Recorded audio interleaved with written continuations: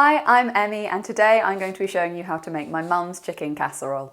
So for the ingredients you will need some chicken. I would recommend using chicken thighs, between 6 to 10 pieces depending on the size of your family. You can use chicken breast if you want to, but the thigh is a lot more flavourful and is generally cheaper. But here I'm going to be using a combination, so I've got 6 pieces but one of the breasts is quite large. You will also need 6 bacon rashers. I'm using streaky bacon here, but you could also buy a packet of the pre-cut bacon lardons. There isn't much discrepancy in price and they have a nice flavour and they're already cut, so that's a bonus. You'll need 1 medium white onion, 2 chicken stock pots or cubes, and around a tablespoon of flour to thicken the gravy. Before we start prepping, I just thought I'd show you. This is my mum's old recipe book from when she was at school that has the chicken casserole recipe in, so I will be consulting that. First comes your prep, and the first thing you're going to do is chop your onion.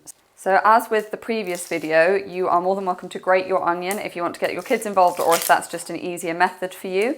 But for consistency, I'm just going to chop the onion today. As you can see here, the outer layer has got a bit of wrinkling and a bit of marking on it, so I'll probably take off that outer layer before I chop it because we don't want that going into our lovely casserole.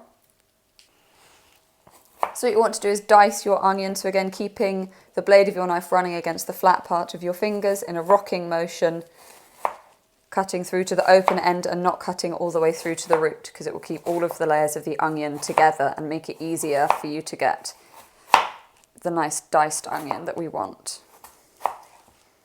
And then when it comes to doing the next step, again that claw, keeping the tip of your knife on the board and moving your fingers backwards.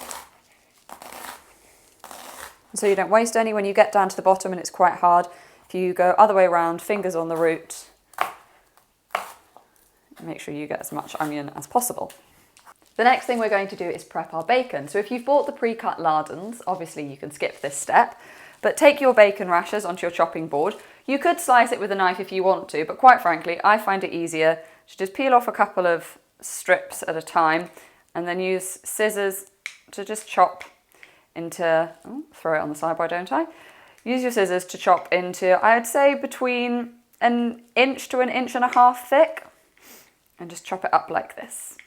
I'd also recommend before you fry it, just taking the time to pull apart the sections of the bacon, otherwise they do tend to stick together and you get some burnt and some still pink and squidgy.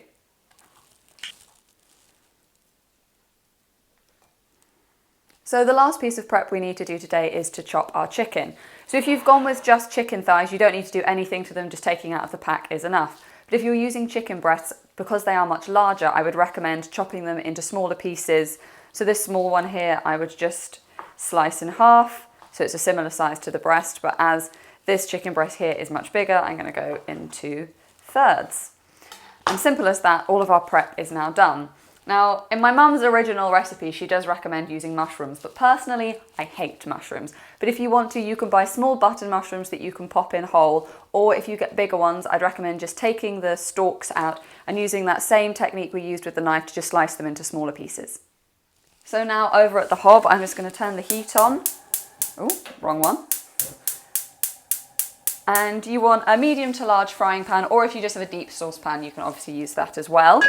The other vessel you will need is a casserole dish. I've gone for quite a large one because we've got a lot of chicken, but obviously depending on the amount you're using, you'll need a different size.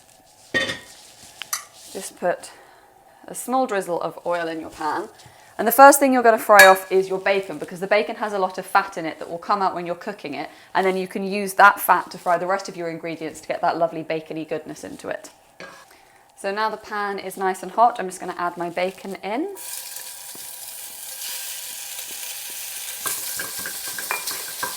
Use your spoon to try and break it apart. Obviously you peeled it apart beforehand, which will have helped, but it does like to stick together.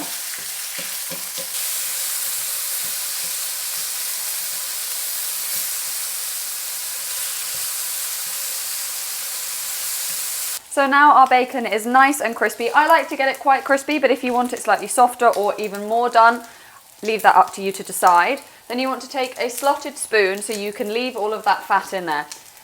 And to quote my dad, why would you carry when you can have it right next to it? So make sure that you've got your casserole dish right next to where you're taking your bacon from, otherwise you will end up with fat everywhere and it is a nightmare to clear up. So just move your bacon.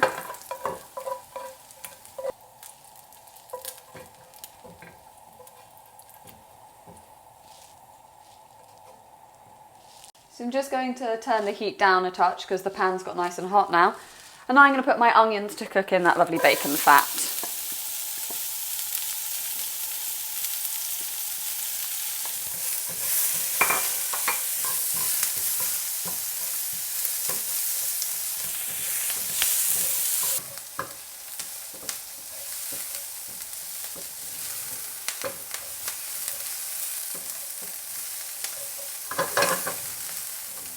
So your onions are done when they're beginning to go brown and they've really softened down, as you can see here. So I'm going to just transfer these on top of the bacon.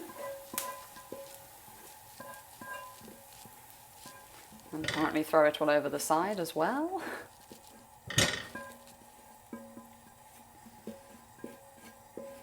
The last thing we need to fry is our chicken, and we're going to brown it off just because it gives a much nicer flavour than putting it in completely raw.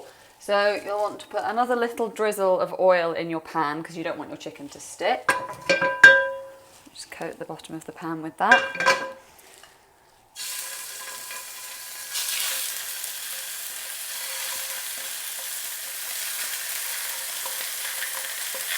I'd recommend doing it in batches so you don't overwhelm your pan. Whilst my chicken is browning, I'm going to boil my kettle in advance of making my stock. So I have put my 2 stock pots into a jug. You need between 700 mils and a litre of water for this recipe, but I'm going to make 500 mils of stock here, and then once my chicken has cooked, I'm going to put the rest of the water in the pan to deglaze, which is a fancy way of saying putting water in there to make sure I get all of the lovely bits of bacon and onion and chicken that have burnt onto the bottom of my pan, because we don't want all of that flavour going to waste.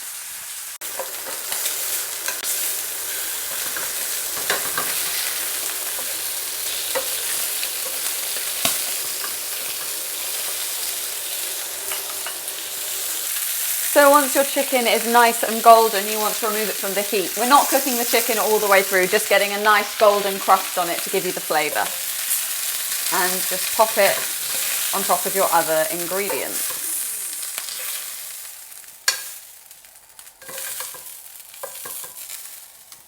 So the last of my chicken has finished cooking, so I'm just going to transfer it into the pot. I'm going to momentarily turn the heat off of my pan. You then want to take your tablespoon of flour and add that in, and I very helpfully put my spoon away prematurely. You just want to mix that round just so all of your chicken and onion and bacon gets coated with the flour.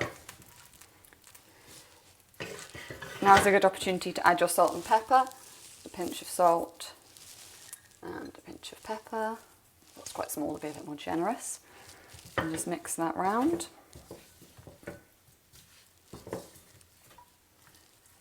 Now back over to our pan. You want to pop the heat on low. Wrong one again. Pop the heat on low and get your kettle and pour very carefully because it will sizzle.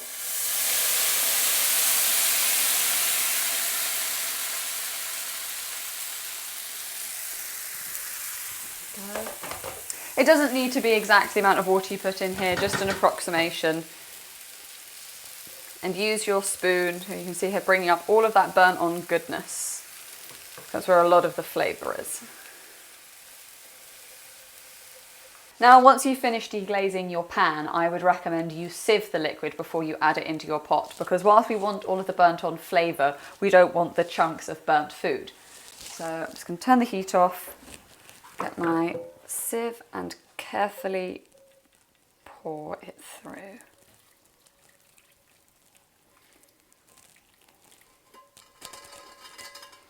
Now, not only do we have the lovely flavours in there, you also have a nice clean pan, so that makes clean-up much easier. And now I'm going to add the rest of my stock in.